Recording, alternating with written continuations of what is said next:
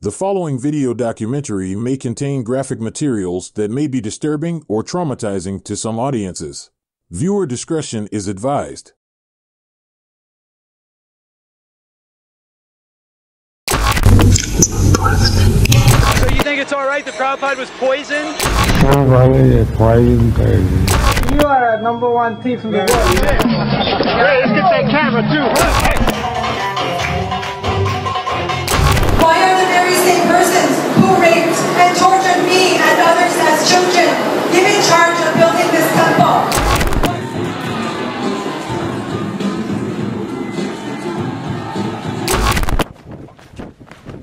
Help! Help! Help! Help!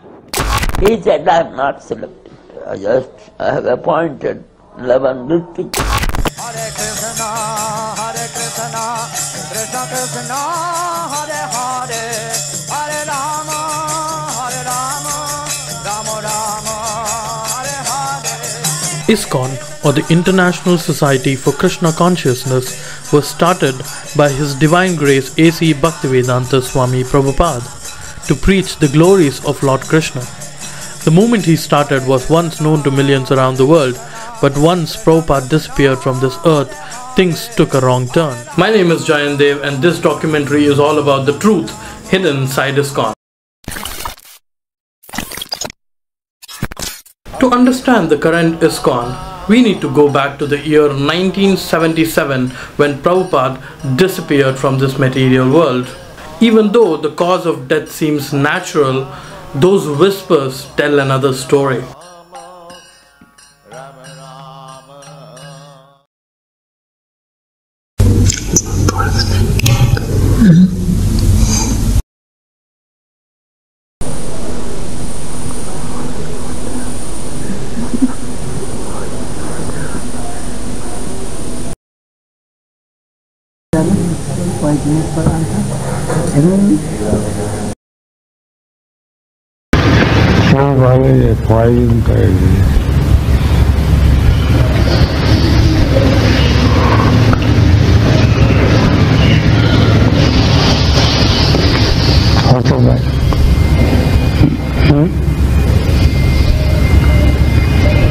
क्या फरमा रहे हैं? खूब बोलता है कोई पॉइजन दिया है। किसको? मुझको। कौन बोलता है? यही सब फ्रेंड। क्या बोले श्रील प्रभुपाद? क्या बोले? Krishna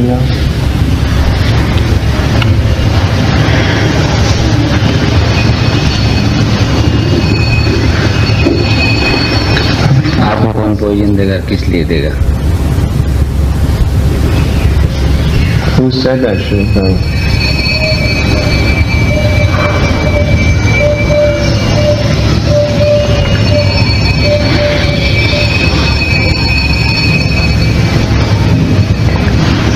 I don't know.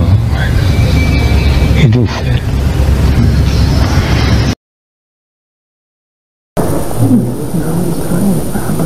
शारीरिक स्थिति देखते हुए हमारा जीव नहीं मानता कि हम आपको अनुमति दें।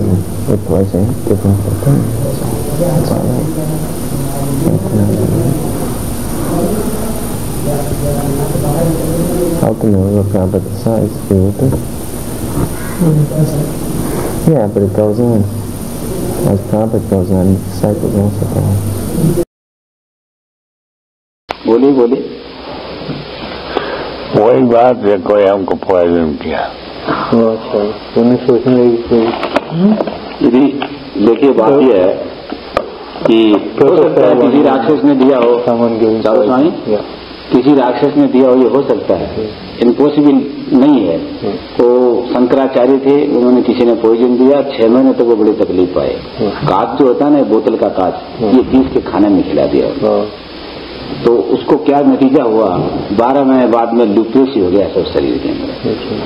तो कर्म तो अपना भोगता ही है, पर जो मेडिसिन हम दे रखा है, यदि कोई उसका इफेक्ट होगा पॉइजन का, वो रह नहीं सकता, ग्रांटेड बोलता है। कि वो भी अफेक्टेड होगा तो रह नहीं सकता, क्योंकि अभी तो हम पकड़ नहीं सकता उसको, इनको दिया हुआ है। अभी भी पकड़ता है कि इनकी किडनी खराब हो गया किसी कारण से, चाहे बीमारी से हो, चाहे ग्रह से हो, चाहे पॉइजन से। I was thinking if someone is poisoning. Yeah. That was the message. Yeah. तो ये बोलते हैं तो इसमें कुछ न कुछ सत्यता है, इसमें कोई संदेह नहीं। What's it called? He said that when Srila Prabhupada is saying that there must be something truth behind it. What do you say about translation? Someone gets some poison, like, the powdered. नहीं देने वाला ये पान में एक चीज देती हूँ, बताऊँ दूध में दे दूँ, खाने एक पान में दवाई दे दो, सुबह से जिंदगी भर के लिए पड़ेगा उसको, हैं? Srila Prabhupada, Shastriji says that there must be some truth to it if you said that. So who is it that is poisoned? Was Prabhupada poisoned? The mystery remains unsolved. Some of the devotees had urged the Allahabad High Court to look into this matter immediately. However, the court dismissed the case in 2004 as there was no proper FIR registered by the police at the time of his death. But before Prabhupada died, he planned the future of ISKCON by initiating Ritviks, or the representatives of the Acharya, to take forward the movement. Prabhupada never appointed anyone according to 9th July 1977 will. He appointed 11 Ritviks, namely Kirtanananda Swami, Sattvarupa Dasa Goswami, Jai Pataka Swami, Tamala Krishna Goswami, Hridayananda Goswami, Bhavananda Goswami, Hamsaduta Swami, Rameshwara Swami, Rishikesha Swami, Bhagwan Dasa Adhikari, Jayatirtha Dasa Adhikari.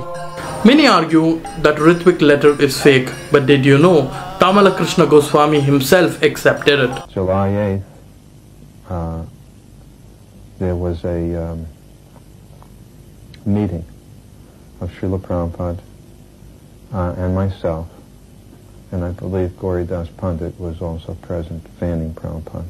And I asked for the meeting.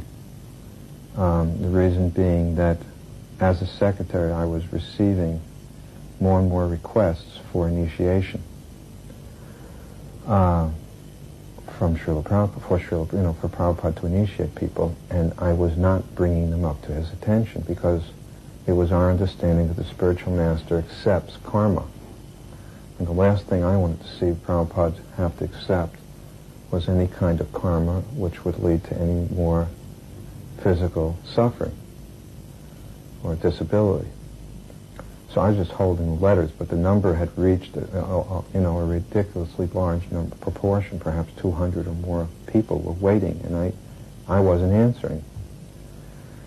So finally I went to Srila Prabhupada and I said, I needed to speak to you about what to do about this.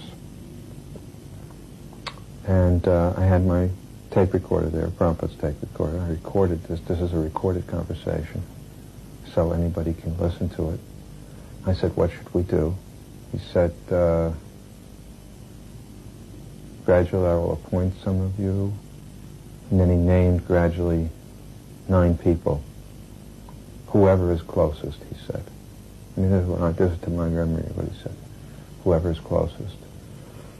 And of course, I again made it clear. I said, but Prabhupada, these people are your disciples, correct? In other words,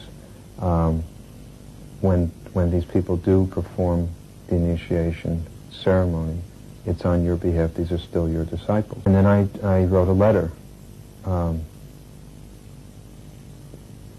the society, informing them that now these 11 people were authorized to, without having to consult Prabhupada, to initiate people, but that it would be that the people who were initiated would be Prabhupada's disciples, and their names should be sent to us so that we could keep them in the book.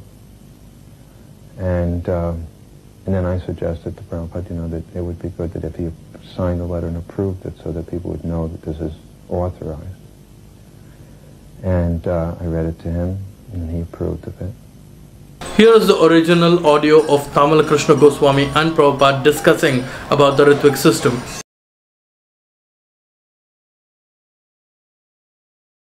Then our next initiations in the future, particularly at that time when you're no longer with us. We want to know how a first and second initiation would be conducted. Yes, I shall recommend some of you. After this is settled up, I shall recommend some of you to act as officiating acharya. Is that called Ritvik? Ritvik, yeah. Then what is the relationship of that person who gives the initiation and the Guru? He's Guru. But he does it on your behalf. Yeah. That is formality. Because in my presence one should not become Guru. So on my behalf, on my order, Hamara Gai Guru hoye. He is actually Guru, but by my order. So they may also be considered your disciples.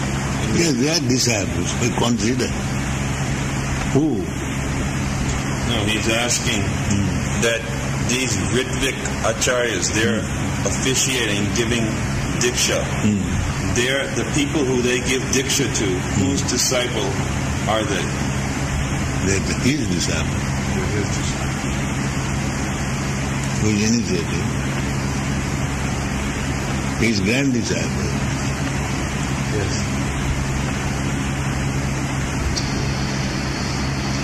Then we have a question. When I order him to become Guru, he becomes regular Guru. That's all.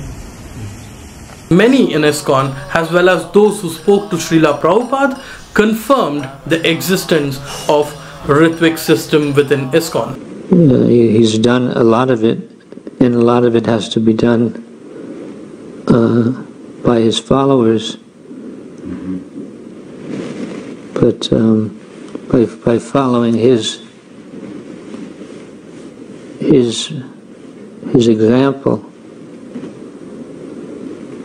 And part of it, what more can we do? Is we've flopped as trying to be gurus or trying to carry out any imitation of his presence, but remembrance in itself is a big thing. Or previous to that, then on other occasions, I asked Maharaj, you have established 11 gurus. There is no harmony, there can be no harmony. Guru must be one. You have selected 11 gurus. He said, I have not selected. I have appointed 11 Ritviks.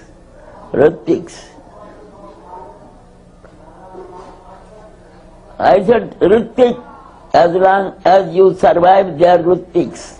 After your demise, they are gurus.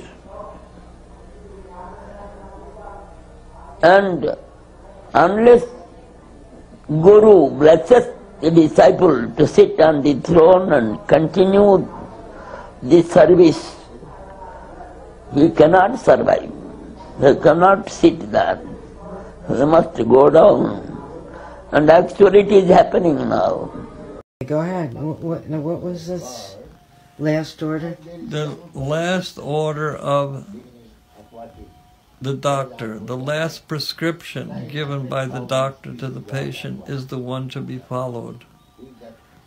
Or the last order of the commander in the military is the one to be followed. So everybody will quote Prabhupada's books that he wants everyone to be a guru, and it's very simple. You just repeat, so forth. Yes, that's true. But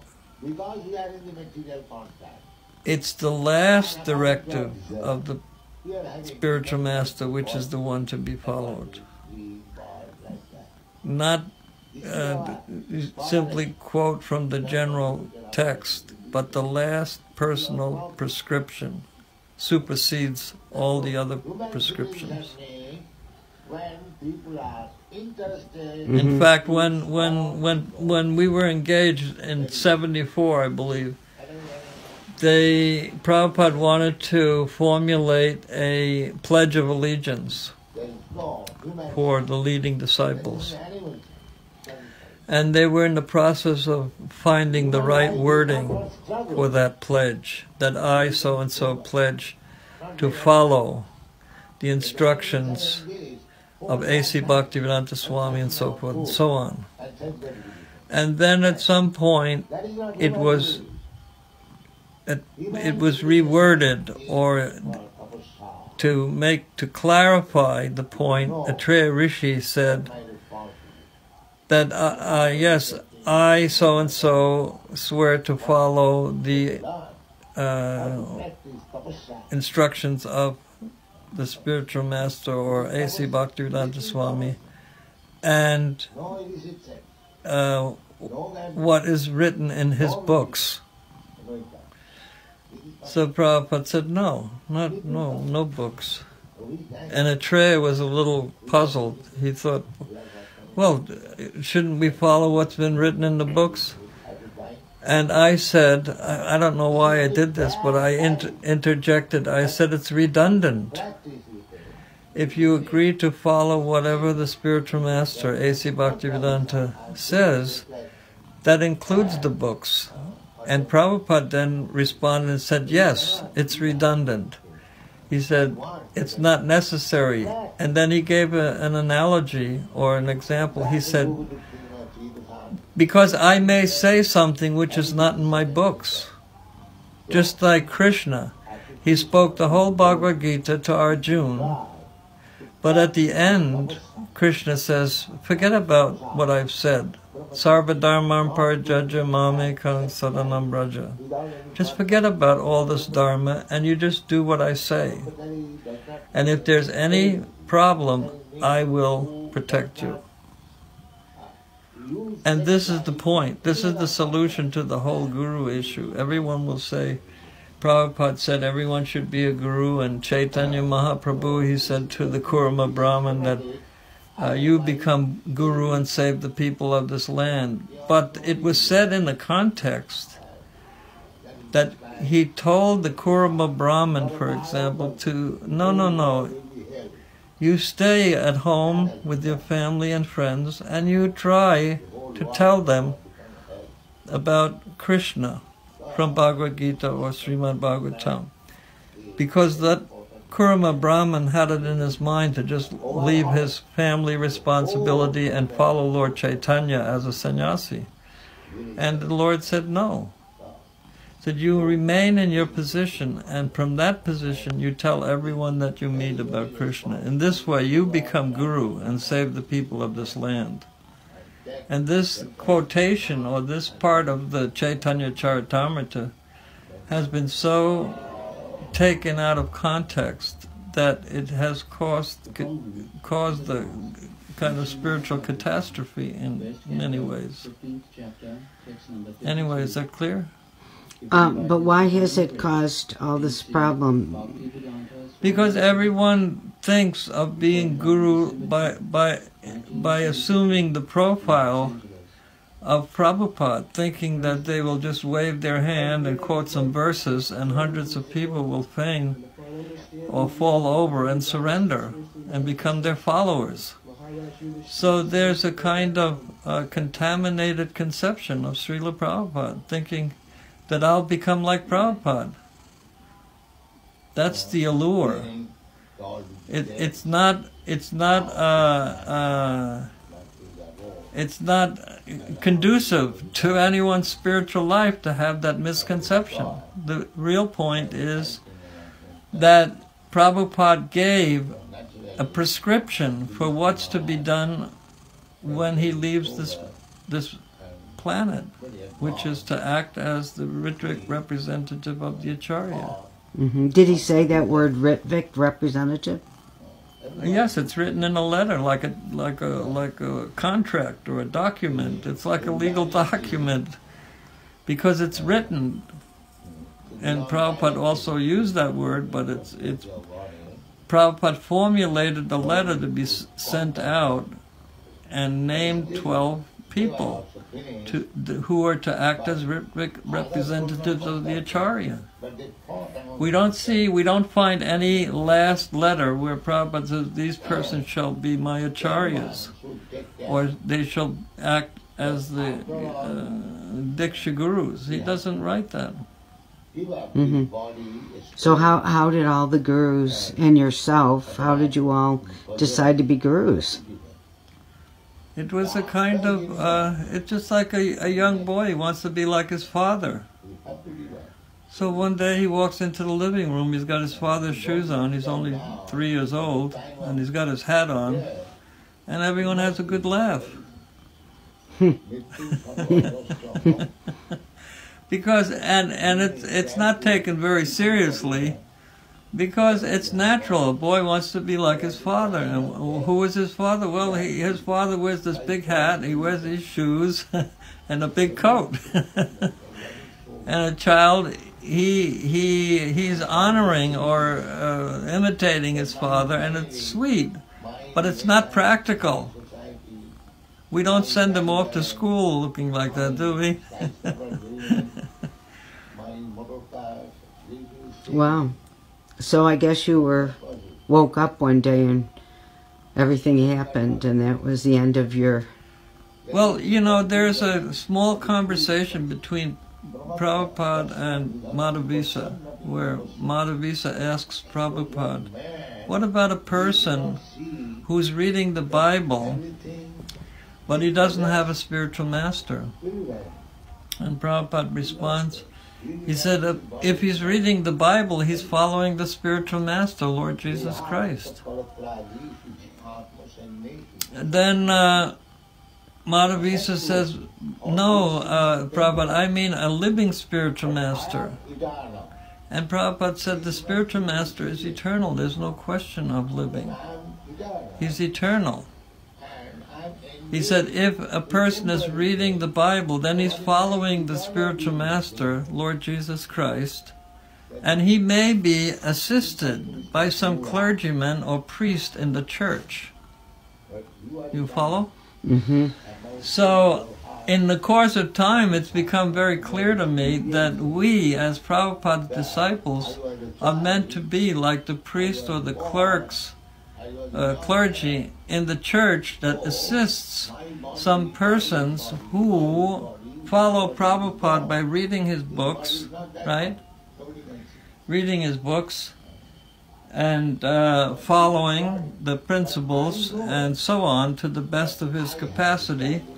And he may be initiated by a Ritvik or a priest or clerk in the church, as Prabhupada points out in the case of Madhavisa and the Bible question. So in other words, Prabhupada's disciples, they can give guidance in practical matters according to their realization. But they can't, they are not qualified to act in the same capacity and standard as the Acharya Srila Prabhupada. It's very simple, I think. Don't you think so? Yeah. Okay. It makes sense from everything I've seen. Yeah. Well, I think that explains everything on that topic. Thanks for your sharing, and yeah, Hare Krishna. Hare Krishna. Every ISKCON guru and leader, they know they are fake. Every ISKCON Swami knows they are nonsense #1. They know it in their heart. They read my book, Guru Nirnaya Deepika, all of them. There are 8,000 copies printed. All are gone, maybe 100, 200 remains. All bought by those who know about Guru. ISKCON people, everybody had. All temple presidents, every GVC, most of the sannyasis had this book. I printed 8,000 copies. They're all gone. How many are there? 2, 3 boxes. Not that many. See, they're all gone. ISKCON, every temple president has it, had it. Everybody had. Everybody has one copy. they came. I was there in the temple. Temple president of Vrindavan, American, from Oregon. He was the temple president in Oregon, Portland, Oregon. He was the temple president, he became president in Vrindavan. He came to the president of Bombay, both of them came, and I was standing on the door. We want Guru Nirnay Deepika. So they took, I said 100 rupees each. So pulled out, Bombay fellow pulled out 200 bills and he gave me, I gave him 2 books. I mean, so the secret is, they all know they are bogus and useless. They know they are all fake, but they cannot help out. Even though all these pieces of evidence were there, these 11 Ritviks became full-time self-appointed gurus, and they started initiating people for themselves. These gurus enjoyed the exotic lifestyles and godlike services from their devotees. Some even changed the entire system. There's a new dress, a new language, and a new deity in the temple. Christmas Day, the deity form of Lord Jesus was installed by Srila Prabhupada in the Temple of Understanding.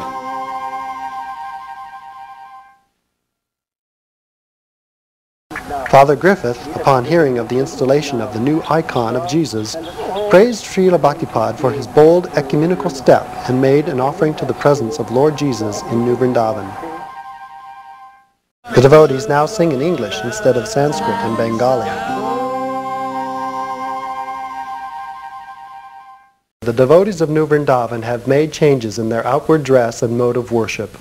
Instead of the traditional dhotis and saris, the devotees are now wearing robes. One devotee spoke against this. Since 1977, these new self-appointed gurus have made 300, 400, 500 disciples each. So right now they hold the power of the movement in their hands. They hold the money, they hold the properties, but they don't hold the morality. And then he was brutally murdered. Once known as Keith Ham, Kirtanananda Swami Bhaktapad normally attends 3 prayer services a day at his new Vrindavan community. But this Baptist minister's son has spent much of the past 2 weeks in federal court. Why? 5 racketeering charges, among them conspiracy to commit murder for hire and kidnapping. Helga Bryant testified for the prosecution. Her son Stephen, once a follower of the Swami in the mid-'80s, published a newsletter attacking him as a child molester. Commune fundraising techniques, he said, included illegal drug sales and prostitution. He said he wanted to destroy them. He wanted to bring down the guru because he was just so corrupt and things had gotten so out of hand. In May 1986, Stephen Bryant was shot dead in Los Angeles. The alleged triggerman, a former New Vrindavan resident, Thomas Drescher. Drescher's spiritual master, the Swami. The prosecution charges Bhaktapad and co-defendant Terry Sheldon, Krishna named Tapapunj, conspired to have Bryant murdered for $8,000 in cash. The concept of the book, Monkey on a Stick, where did it come from, John? Why did you decide to do a book on this sect? I'm a child of the 60s, Larry. I grew up. I remember extremely well when these people first appeared on college campuses and on city streets, and it was enlightening. Here was a Hindu religion that had come to America. I didn't know anything about it, and like most people, I went my own way, forgot about it, and then 15, 20 years later, I heard about some of the things that you've mentioned, murder, and that sort of thing, and I wondered how something that started out so good could have turned evil. Explain the title. Monkey on a Stick comes from a murder, Larry. It occurred here in Los Angeles on May 21st, 1986. A former Hare Krishna devotee named Steve Bryant had started a one-man crusade. He was kind of ISKCON's Beider Meinhof gang, who he was going to expose the 11 gurus who were running the movement. He put together a chaotically written expose called The Guru Business, in which there was a myriad of charges. Police, journalists around the country wrote him off because he couldn't produce any hard evidence. Then he ended up dead out here, and as a hard-bitten cop told me, he bought credibility the hard way. He died for it.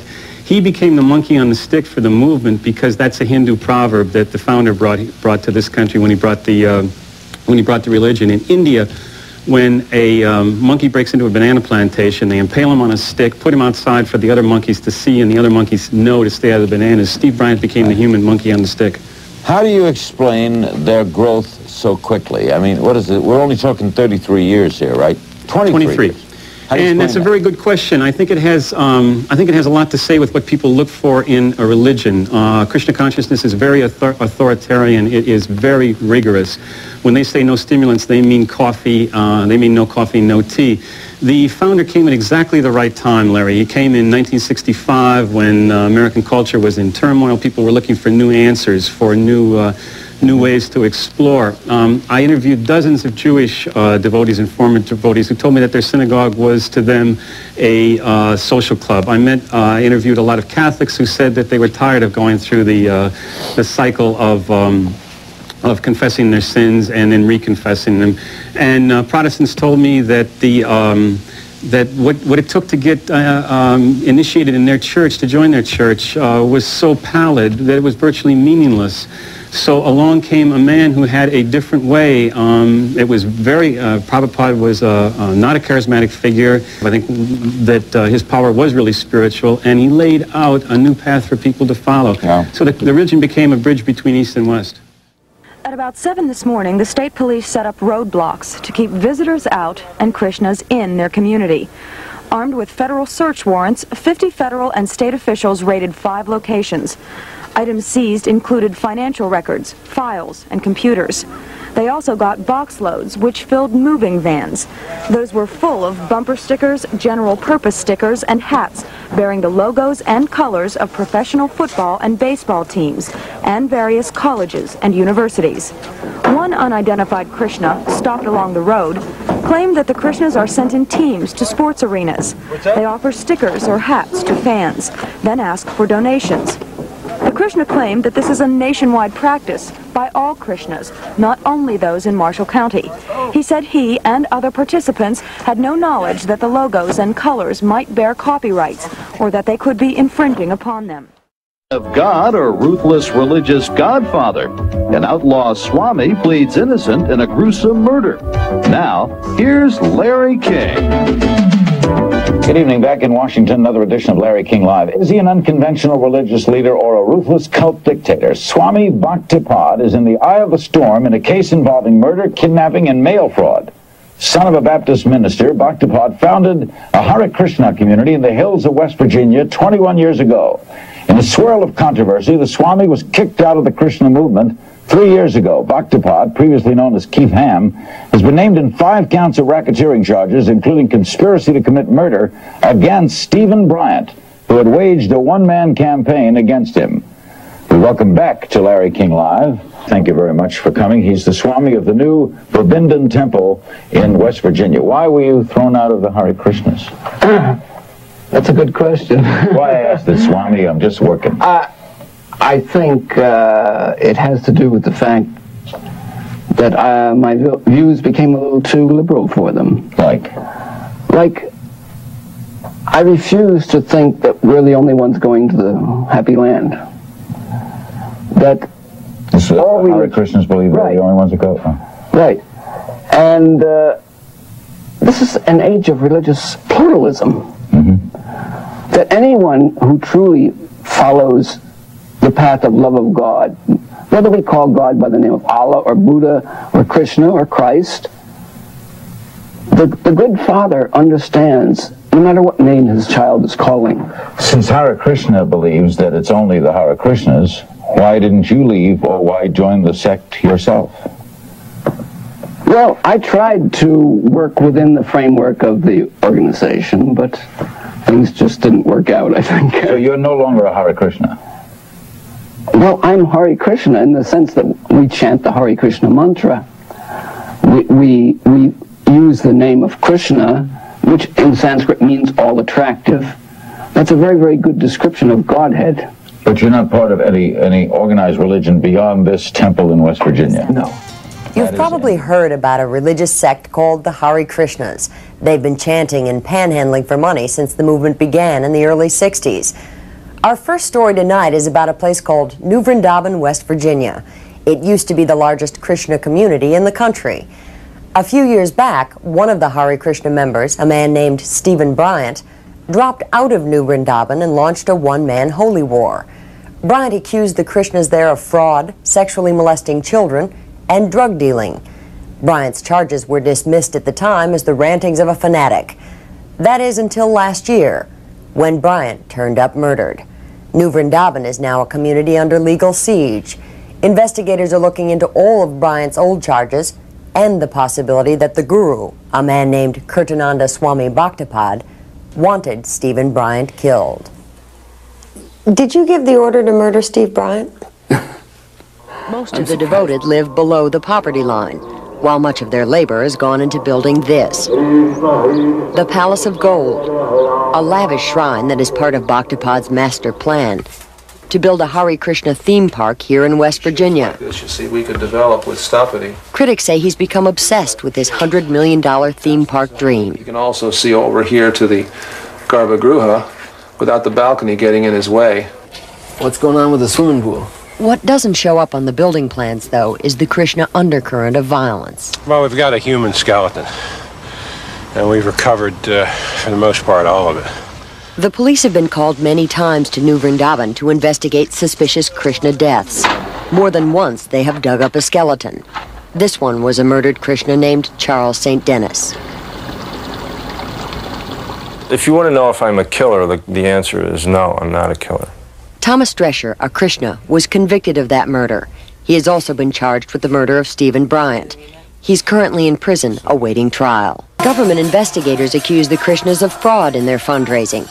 They say the Krishnas used deception to satisfy Bhaktapad's appetite for hard cash.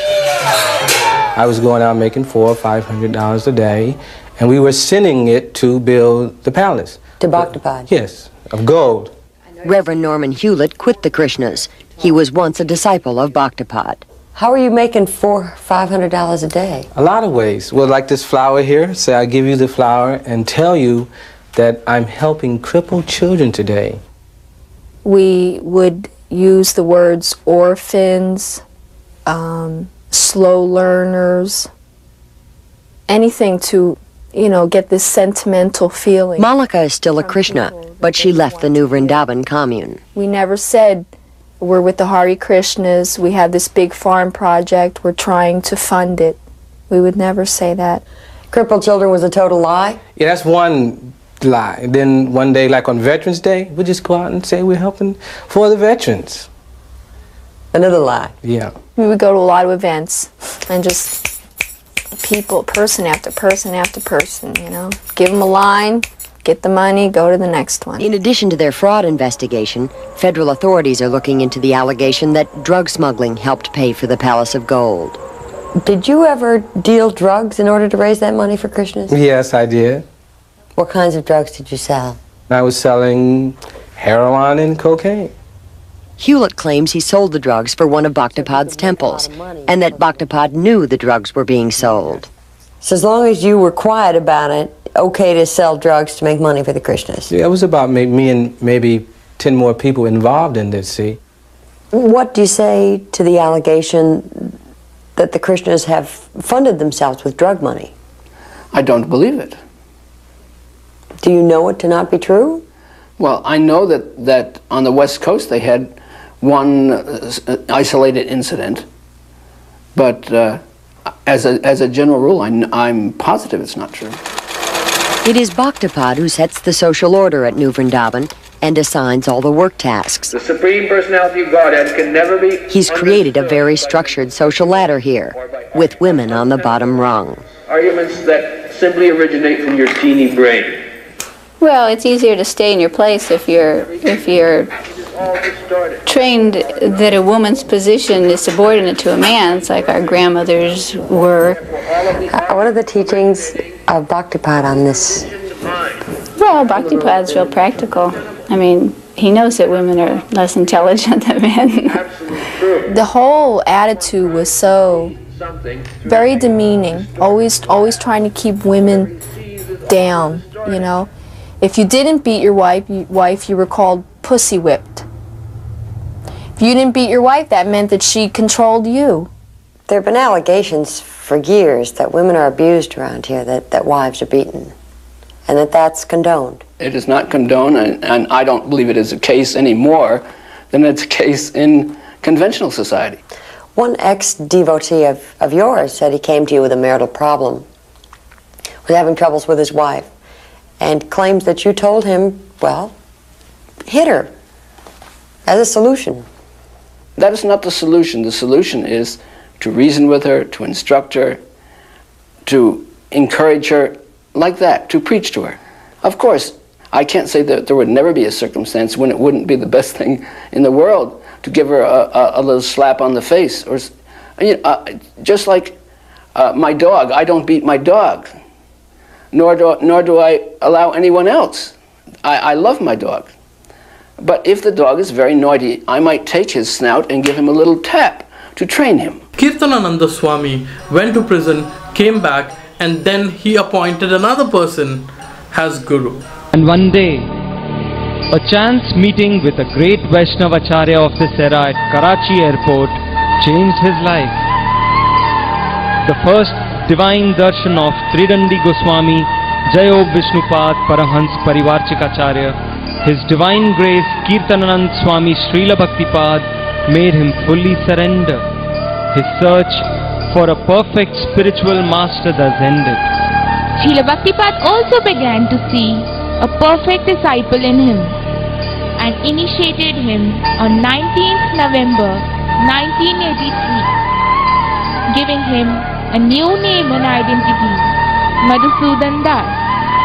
Thereafter, he became more revolutionary in his spiritual mission, and his preaching spread everywhere like a cyclone. I definitely didn't feel any cyclone.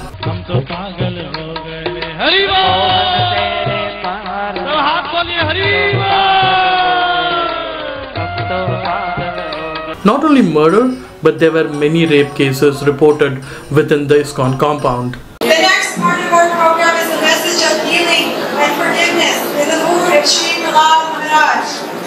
When Prahlad, a small 5-year-old boy, was asked by his father, the great demon in the history of the universe, what the best thing he had learned in Gurukul was, Prahlad did not hesitate to tell the truth, even though he knew he would be killed instantly for speaking it. He was only 5 years old. Prahlad was the original Gurukuli.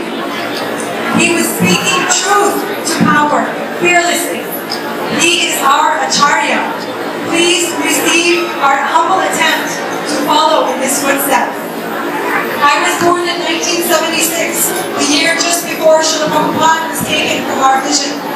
I received a cookie from his hand by my mother's grace at the age of 1 month old. He wanted for the children of his son to be protected, to be facilitated, to be loved and taught how to love Krishna. I am a child of his son, and now I have my own children. The generation, Srila Prabhupada said, would be pure devotees and change this world. What I want for them is what Srila Prabhupada wanted for us. But what happened to us is not what I want for them. Thus I am here before Shri Bhagavan Narasimha, the Lord of the universe, on his most auspicious appearance day, to plead my case and to beg for protection of this third generation. My generation's complete derailment was due to conditions that are still present today. Although a lot has changed, the true reason for what happened is not yet understood by the general mass of devotees. Ladies and gentlemen, we were attacked by demons in the guise of devotees at the very beginning of our lives. We know that the devotee and the demon are present in the same body of Kali Yuga. Srila Prabhupada warned us that there are demons amongst us, dressed as Vaishnavas.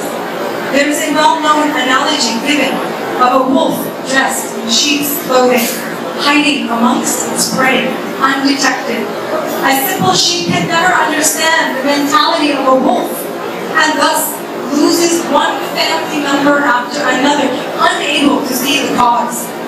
Oh Lord Narasimha, please kindly expose those wolf demons within and without, and with your lion's prowess, protect us and our children.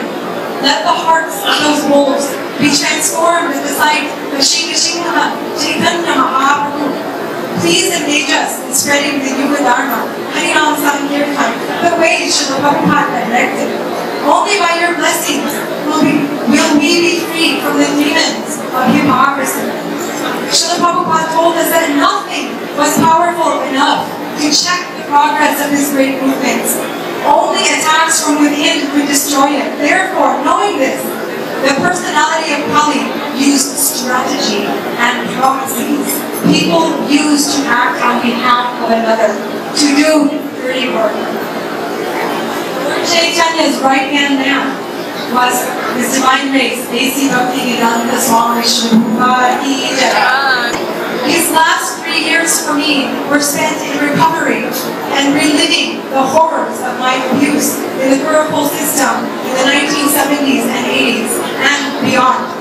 After undergoing profound personal transformation, passing through the progression of healing from first ignorance, repression, inexplicable panic attacks, physical illnesses from buried trauma, disbelief, shock, horror, and rage that shook every cell in my body and wanted to consume the universe, fighting with feelings of revenge and suicide on a regular basis, causing me to cry out from the core of my being, "Why, my Lord, why?" Being shown several past life sequences, I came into acceptance and integration and remorse and gratitude. And now finally, there is compassion in my heart. Compassion towards the perpetrators and myself. And yes, now I am ready to serve. Now I am no longer holding blame or anger in my heart towards the abusers. I see myself as no better. I am no better or different from them. Because after immense prayers for purification, Lord Nishigiri ripped from my heart with his lotus hands a mountain of sin accumulated over crores of lifetimes. Thus the karmic bond between myself and those who abuse me is ended by his mercy with the sword of forgiveness. This is why the Lord has directed me to act as his humble messenger. The symptoms of rampant abuse are to be seen amongst the Gurukulis. No one can argue that it did not happen. The multi-million-dollar court case brought it to everyone's attention. After initial attempts by them to be heard and reconciled were ignored and denied by the leaders of ISKCON. There are still suicides of my peers, my friends, every year. At least a few. And on a lesser scale, there is pervasive, dysfunctional behavior. My intention in bringing this up is not to put a downer on this beautiful festival day of the Lord's appearance day. Neither do I want to ask for anyone's pity. It is to bring to everyone's attention that the reality of Kali Yuga and of child abuse are still present. The perpetrators are still present, and it is far, far from resolved. If we are to move forward as a society with such huge impediments, who else can help us but the Supreme Personality of God himself? Therefore, we have flown here across the globe as beggars. Oh Lord Lanagini, please obliterate this tangled mess of karmic bonds. Because the Lord Nishigiri is roaring, all the elephants in the world began to cry in fear. My dear Lord, our fledgling spiritual embassy is overrun with herds of wild elephants in the form of offenses, especially to its women and its children. Oh, please open your gaping, fearful mouth and allow us all to hear your tumultuous, fierce roar. When will we be free from their traveling? Why is such an important and divinely predicted temple being erected in such haste with some of the worldwide devotees loving it, and the others sick to their stomachs at the mere sight of it? Why are the very same persons who raped and tortured me and others as children given charge of building this temple? What is the agenda, and how has this been allowed to go on? Just last year, in the Mayapur newsletter, there was a report dismembered body parts of a child found. People may assume that it must be outsiders. Ladies and gentlemen, there be wolves amongst us. Ritual abuse is in reality in the 21st century. It is Kali's favorite religion and pervades international governments, churches, and powerful organizations. There are many authoritative books and interviews with former FBI agents and other experts who report on this very horrid truth. You can go to the website praylikePalad.com to find authoritative references. I personally experienced this kind of abuse as a child in the ISKCON society. I know for a fact that the faces of the main perpetrators. I was on the sacrificial table many times myself. I am not the only one who remembers this. Parents, keep your children close. We are among wolves. If they are allowed to be amongst us in responsible positions, what kind of leverage must they have on others? O protector of Palad, when will we as a society be simple like children, without guile, without deceit, simply practicing bhakti, happy for each other's association, without the blackmail and power struggles that characterize demoniac civilization? It's not just me who got banned for speaking up about abuse in ISKCON. A lot of people get abused. You know, say the wrong thing, you get abused. And at first I was upset that I was banned, but then I really took it as a blessing because Krishna knows everyone's heart. And he knew how hard it was for me to show up at the temple and to see, you know, as the pujaris are doing their worship, to see the pictures of gurus who had done the most unspeakable, horrible things on the altar right next to the Guru Parampara and Srila Prabhupada. That was always a real challenge for me to do that. And it created a very conflicting cognitive dissonance that happened every time I went to the temple. So, you know, by the time I tried to overcome my cognitive dissonance and just be present with the beautiful lordships on the altar and the holy name, a lot of times I wasn't winning my battle, and it was hard. It was really hard to show up. And then I know a lot of other people who've expressed that it's such a mixed bag. It's almost easier to stay home. So when they banned me, I was like, okay, Krishna wants me to stay home. I'll stay home. ISKCON paid out $10 million for the Turley case settlement, and it is estimated that the new temple in Mayapur will cost close to $100 million. What would happen to donor confidence if it became known that Bhavananda and Satadanya, two known pedophiles, are involved in the construction of the temple in Mayapur, and that child protection in ISKCON is still undervalued and underfunded? It is not possible to quantify the price in lives, money, resources, and bad publicity ISKCON has paid due to the lack of concern for child protection. ISKCON's self-appointed gurus were abusing their power and blaming Srila Prabhupada for it. I think the responsibility falls on Prabhupada, really. That it was his system, he devised it, we were his servants. We did what he wanted with our children. We thought he had a divine vision of how they should be raised. Jeffrey Hickey could be a key witness. He was the man in charge of all the Gurukulas during much of the abuse.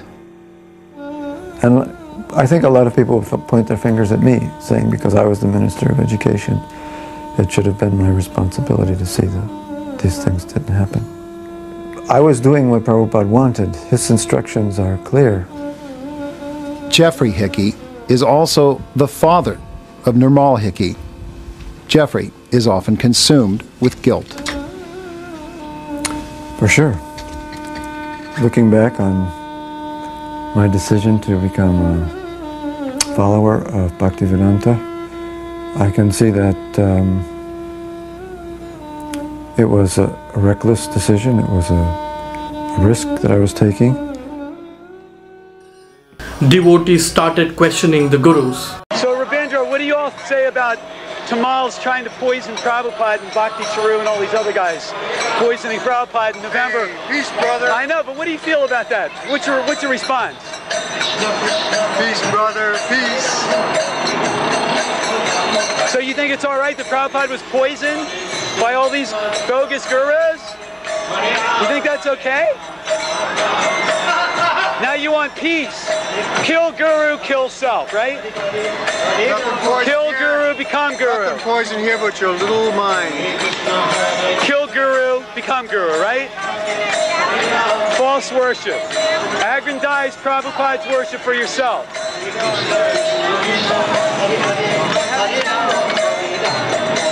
Hey, Haryasha, Ravindra Swarup thinks it's good to be peaceful after his godbrothers poisoned Prabhupada and Vrindavan. I like Ravindra Swarup. So you like the fact that he thinks it's a good thing to be peaceful after his godbrothers tried to kill Prabhupada? He takes care of me. Oh, okay, so we're talking sense gratification here. And what about all the children that were molested? And your cover-up? And your false reform, Ravindra Swarup?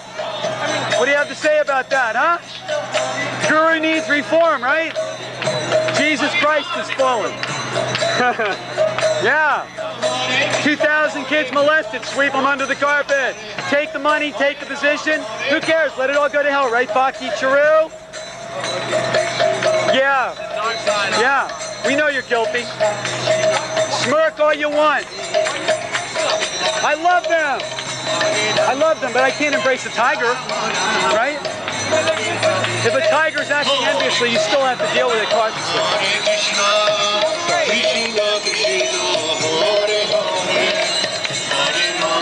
No philosophy. Yeah. Let's debate. Come on.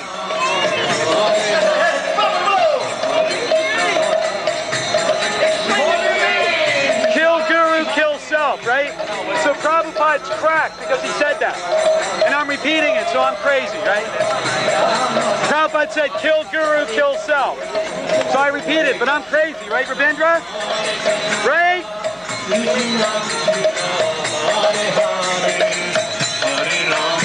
Children are molested, I repeat it, I'm crazy. Nobody should say that. We should just worship Ravindra Swarup. We should forget about all the children that were raped, right?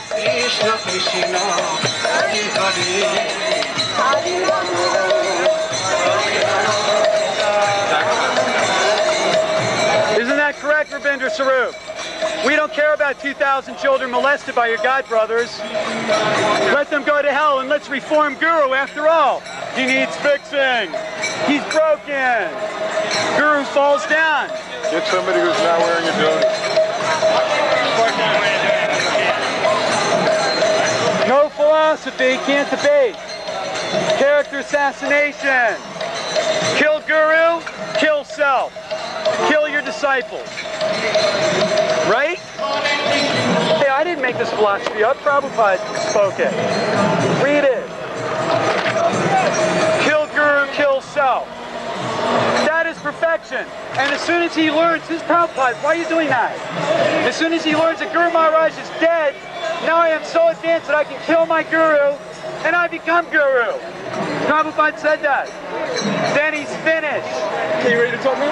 I'm talking. Okay, so... But I'm talking to the whole audience. This is Brihat Mridanga.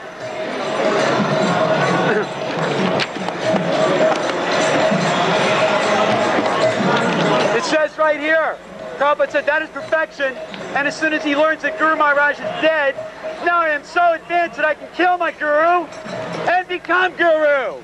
Right? Then he's finished. Prabhupada says that. Is Prabhupada crazy? Why don't you say it for the record, Ravindra Swarup? Prabhupada's crazy, isn't he? He's crazy because he said that you're not a Guru, you're a jerk.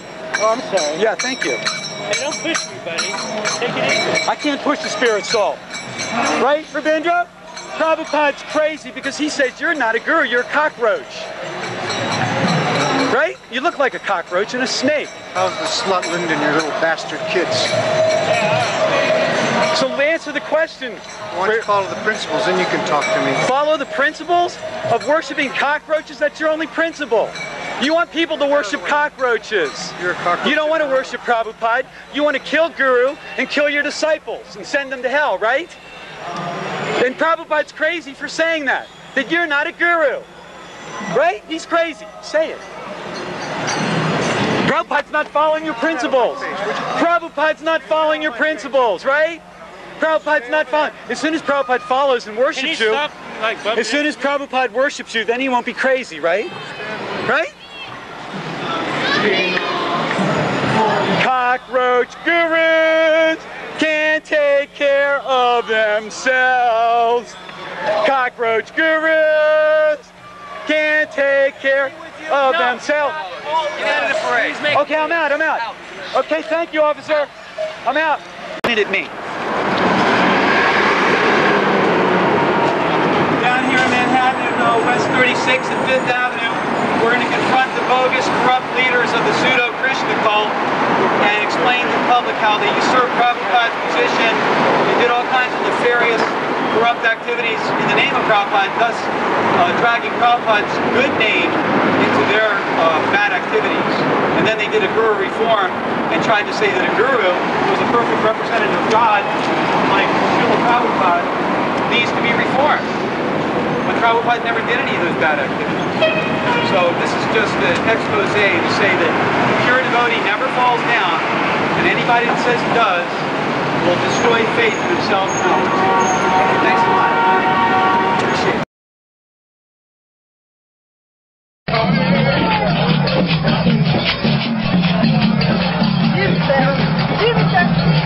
Krishna, Hare Krishna, Krishna Krishna, Hare Hare, Hare Ram, Hare Ram, Ram Ram, Hare Hare.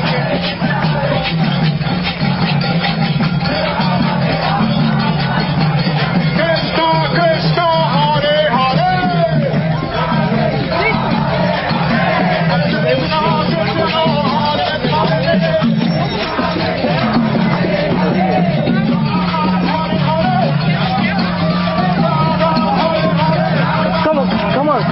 Come on, go from the car. Come on, go from the car.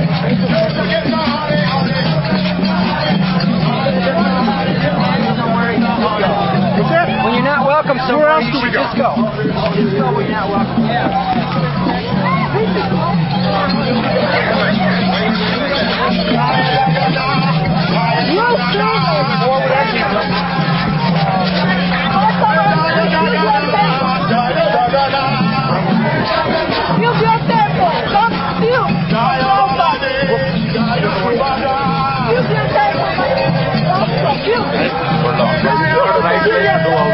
Where else do you do it? Where else do you preach it?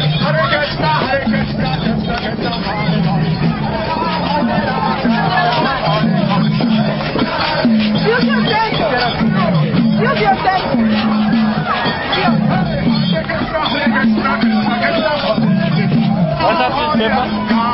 Here, get it from there. Hello, Ritvik, not welcome. Ritvik, not welcome.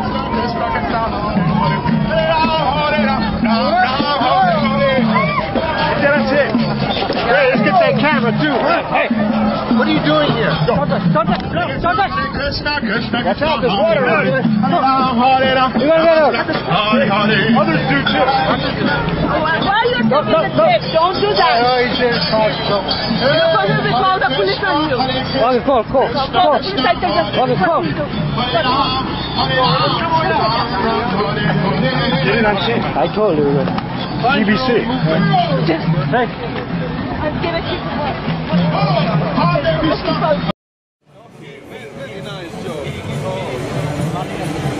Great program. If I see you again.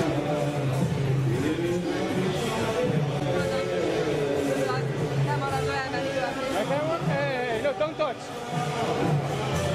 I haven't anything to make you hungry.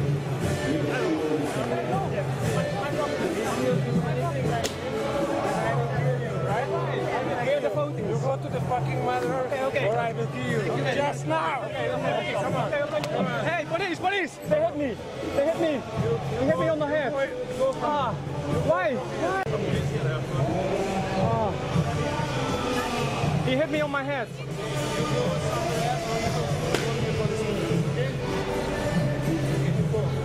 He hit me.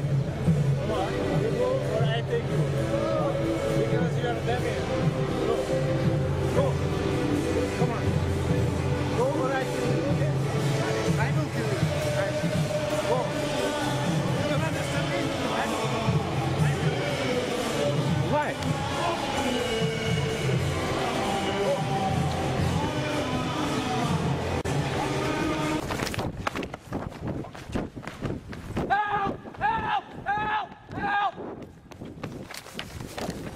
ISKCON Gurus were abused on cameras for their crimes. Doesn't matter. I know. You are a #1 thief in the world. You know that. Why are you hiding behind? Why your bodyguard? We're not gonna beat anybody. Hey, you touch somebody, we call the cop. You touch somebody, we call the cop. Maharaj, you know what you're doing is wrong? Yeah, no, Maharaj. You're encouraging these men to steal this building that they didn't work for? How can you do that, Maharaj? Maharaj, you suck my man. You big sucker. How can you do that? I didn't speak to Maharaj. I know him. He's going to I know. What say? You're not part of this, hey? Anybody touch anybody, we call the cops. Okay, please. I need to speak to him. No, wait. Okay, we call the cops. Don't touch him, okay? We call the cops right now. Speak to Maharaj. This is terribly wrong what you're doing. Encouraging these guys to do this. Doesn't matter. You know what is going on here. Don't lie to me that you don't know what's going on here. Don't touch nobody. Okay? We call the cops right now. Anybody touch anybody. He himself told me that. You know, and these guys are all doing this. We walk like dogs, sweated blood for this place. And if you want a building, go and buy your own building. Get all these men to go and collect and work for it. You call yourself a leader? How can you leader are you? You disappointed me. You know, I have so much respect for you, you know. We got no respect for you, man. You want to own this? You know, this is terribly wrong. This is so immoral. How can you say you're a Prabhupada disciple? And you want your shame on you, man. Shame on you. You know? This is shameless. Hey, why should you touch? Listen, do not touch. Who are you? Hey, who are you? You guys tell this man to stop this, whatever he's doing, and go somewhere else. You guys came in as a tenant. That's the way you guys should leave. Okay? If you guys can take it all the way, this is an opportunity Krishna is giving you to rectify the situation. And they solle voota ready are solle ande. Okay? You ne berla. Chal se tu tukrani solle. Come on, don't lie to me, Maharaj. Touch your heart and tell me you're lying to me. Touch your heart. Krishna is, you can lie to me, you can lie to this guy, you can lie to anybody. You cannot lie to Krishna and Prabhupada. If you're doing this for Prabhupada, look at your own soul. Go back and look at your own soul. This is wrong. Why did the Mahabharata war took place? Because people were greedy. They were going after other men's property. This doesn't belong to these guys. You know how they behave? They don't behave like devotees. They're stealing money, man. You guys are stealing money. This place. Okay, you guys are stealing money from this building. That's what you guys are doing right now. We should talk another time. I have to get. You guys, I'm going to let you go. But this is important. These guys have to back off. They came here as a tenant, live here as a tenant, and get out of here. You're in the meeting. And you know that. And you know that these people don't deserve nothing. You rather more than you yourself say. Things doesn't work out, we'll go to another place. This is not working out. We welcome everybody with an open arm, Maharaj. Why would they are treating us like this? Who are these people? Who are these people? Who are you guys? You see, chanting the whole name. How can you do this? No, you seen with your own eyes. We work for how long we know me, walking and trying to take this place. Shame on you guys. I work so much. My family, everybody worked hard for this place. How many years you know us? You tell me. 23 years I know you guys. We sacrificed our lives for this place. I was your personal servant. Our entire life. And this man doesn't deserve to be here. Because they don't behave like devotees. I was your freaking personal servant in Singapore. Do you remember? Now you want to kick us out? I'm telling you, as a Vaishnava, I respect you, but you better tell this man to back off. Otherwise, I don't know what's going to happen. We're going to go whatever extent we have to go. Where you're wrong is to think that I have control over these. Maharaj, you are the guru, you are the spiritual leader, you are the guide. You can tell this man to stop. Don't be irresponsible.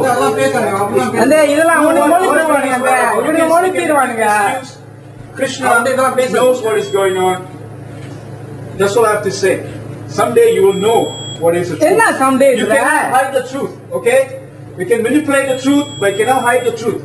And Sukravaha, and she's a thief. This man a thief. And by encouraging this man, you're also a thief. And they approve control and they are moving. We will prove in court. Okay? A day will come. Just like the Pandavas had a day will come, Prabhus. Prabhus. But all this was hidden from the masses.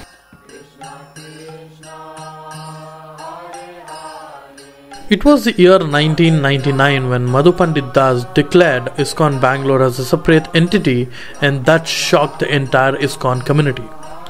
Madhu Pandit Das, the president of ISKCON Bangalore, received the hidden 9th July 1977 letter. Overnight, there was a discussion on the Ritvik issue, and during the morning puja, Jayapataka Swami was told to leave the Bangalore temple. And great respect for all the devotees who are serving Srila Prabhupada. I humbly present the situation of the devotees of Bangalore temple. All these years, the devotees here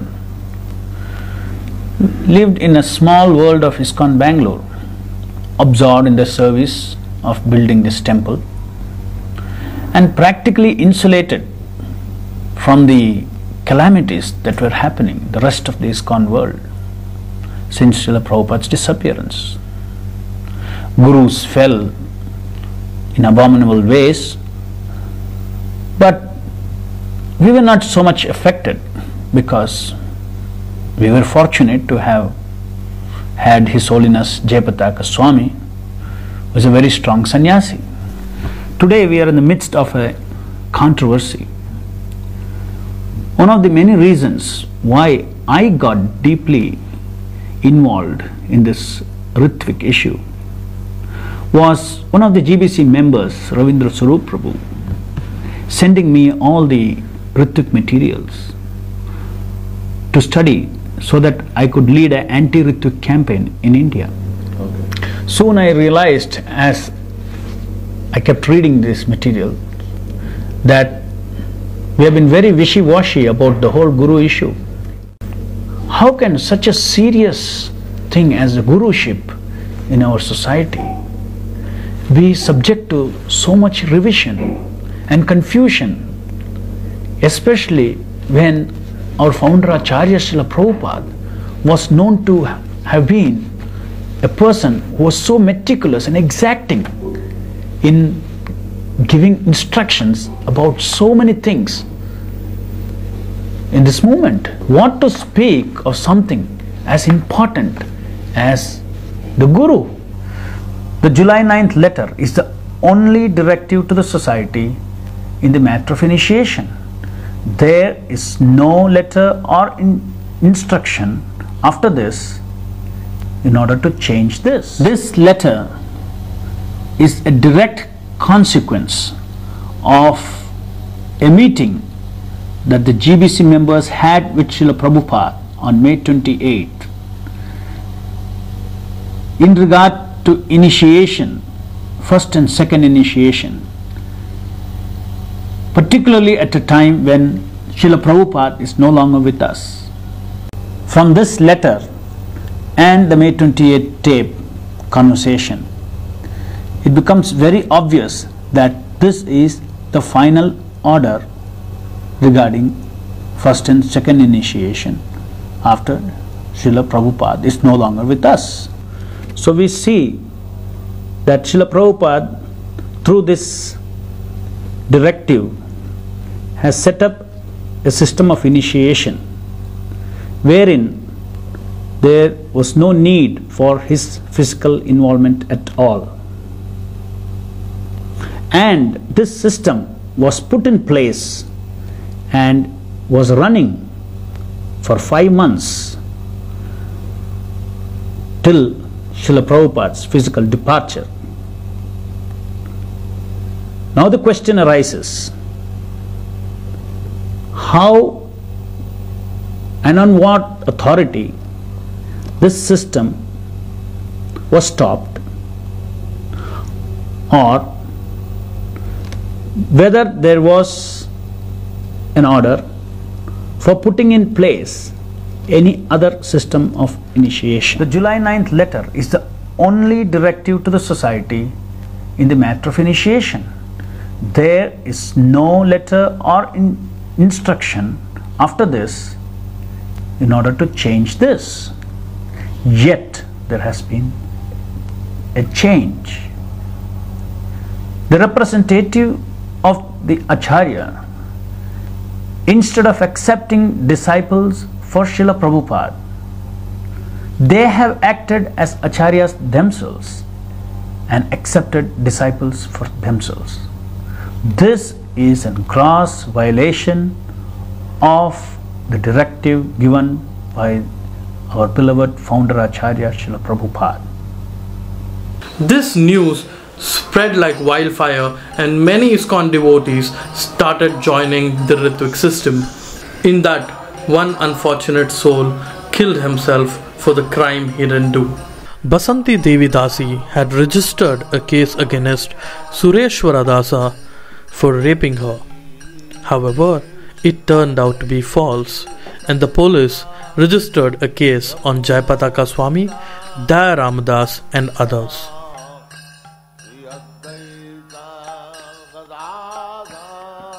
ISKCON Mumbai put a case on ISKCON Bangalore under property dispute, and the case is still in Supreme Court. The fight between the two ISKCON centers has reached the Supreme Court. The final hearing between the two is likely to be held on the 16th of Feb 2012. Till then, Hare Krishna. Hare Krishna, Hare Krishna, Krishna Krishna, Hare Hare, Hare Rama, Hare Rama, Rama Rama. Even though ISKCON Bangalore follows the Ritvik system, they also fell in many ways than one.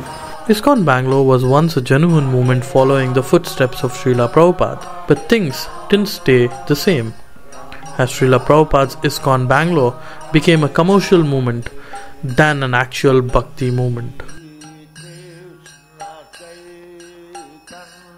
Srila Prabhupada's ISKCON Bangalore started making cartoons of Krishna with fake stories to sell it on a commercial level.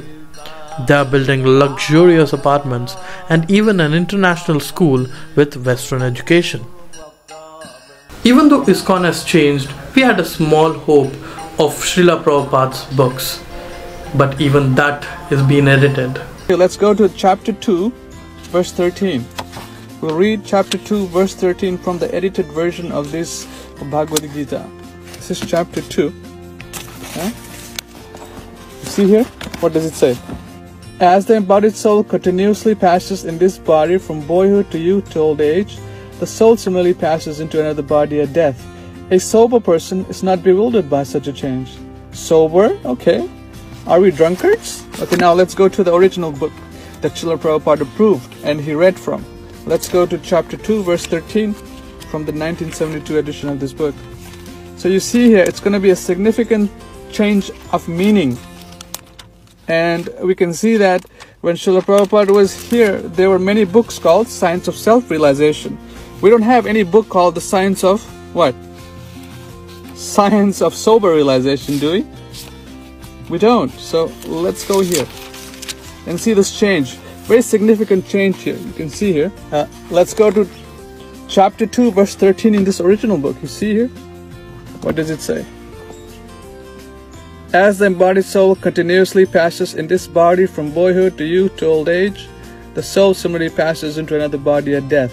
The self-realized soul is not bewildered by such a change. So this Krishna consciousness is a self-realization, realizing who you are, who is Krishna, what is our service.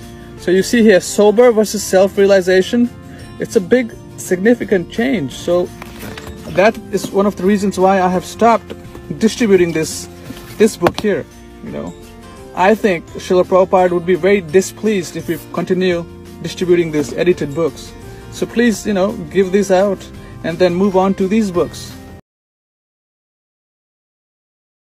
As the book changes, issue rages on, just one point, some food for thought. One of the very well-known verses of Bhagavad Gita, well-known among us who are, after all, from Lecha backgrounds, very well known because Srila Prabhupada kindly gave us this knowledge, gave us Bhagavad Gita as it is. Very well known verse, chapter 2, text 20, Na jayate mriyate va kadachin nayang bhutva bhavita va na bhuyaha ajo nityang shashvato yang purano na hanyate hanyamane sharire. Now I'm just going to talk about the translation of the second line, which in the 1972 Macmillan edition was, nor having once been, does he ever cease to be? Sounds very poetical. It's Hayagriva Prabhu, no doubt, was a very talented wordsmith. He had some juice, some flair in his writing. And in the revised edition, I'll just see what it says. He, referring to the soul, has not come into being, does not come into being, and will not come into being. Now that's a very distinct difference. It's not just a difference of changing a word or two. It's a different meaning. It's far more words. What's going on here doesn't seem to be right. Or we may say, well, it's obviously wrong. We just can't change what Srila Prabhupada gave and approved of. Let's look at this a little more. Now we know from one of the two books that Hayagriva Prabhu wrote, semi-autobiographical. One of them was the Hare Krishna explosion, the other one was Vrindavan Days. Hayagriva Prabhu wrote that in preparing, or when he's doing his work that Srila Prabhupada gave him on Bhagavad Gita as it is, Srila Prabhupada told him to plagiarize the translations from Dr. Radha Krishnan's edition of Bhagavad Gita, which shocked Hayagriva, as he describes. Prabhupada said the translations don't matter so much. You just put in those translations, because of course we know Srila Prabhupada was very much against some of the comments that Dr. Radha Krishnan made in his own commentaries, Dr. Radha Krishnan's commentaries. But Srila Prabhupada said that just give those translations. It's all right, the translations are okay.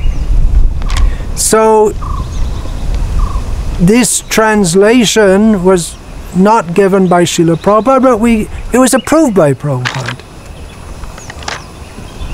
And now we have something very different. So that's wrong, is it? Well, it may not be so simple.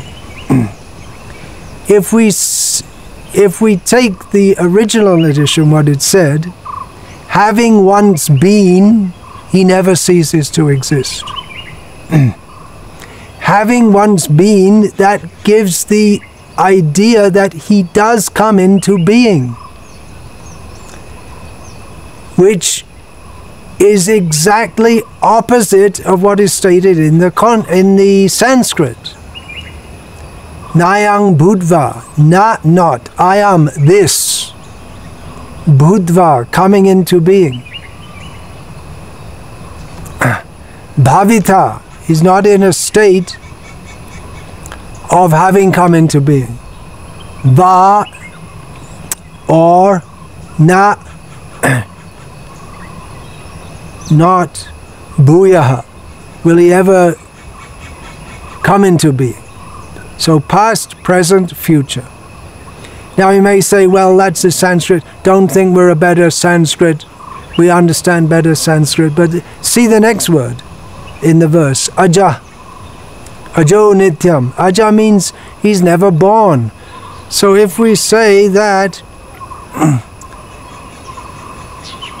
nor having once come into being, which means that he did come into being at some point in time, it's completely opposite to what Krishna says. It's completely opposite to what Srila Prabhupada taught. So maybe, at least, if we're a thoughtful critic, we could see that there are grounds to at least consider that some change should be made, rather than leaving in a translation which it seems that Srila Prabhupada didn't carefully check. Just that much I want to say now. There are many ethical, philosophical, theological issues which arise in this whole discussion of book changes, but I'm not going to get into that now. I just want to make that little point that sometimes changes have been made, and which may seem egregious, but if we look a little more, we may find that at least we can say there are grounds for considering that such a change should be made. What Prabhupada started was a beautiful movement of Krishna consciousness, but what it has turned out to be is disgraceful. See for yourself.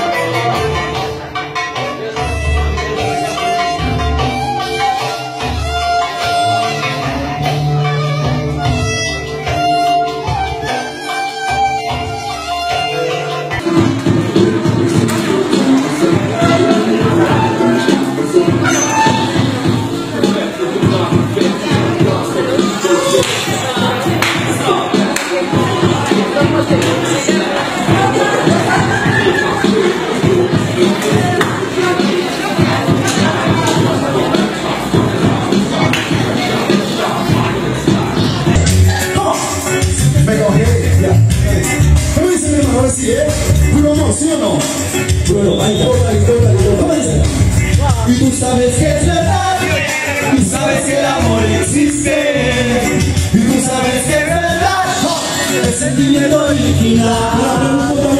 Tú sabes que es verdad, sí, y tú lo sabes bien, y tú sabes que es verdad, lo sabes, lo sabes, lo sabes.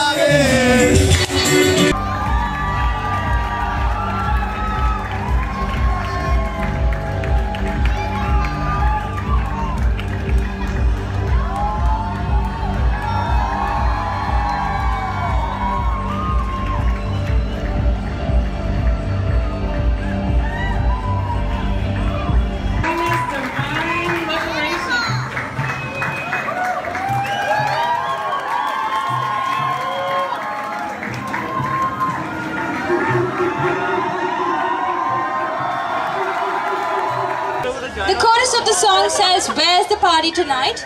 So whenever that comes, you all sing with me, "Where's the party tonight?" Okay? Let's see how that goes. Track 4 minutes. 4. Now the foot, imagine you have a cigarette under your foot and you're putting that off. Yeah? So just twist, right? So we go turn, 2, 3, and faster. And turn, 2, 3, 4. Turn, 2, 3, 4. So what is the future of this movement? Only time will tell. Thank you for watching. Hare Krishna. Hare Rama.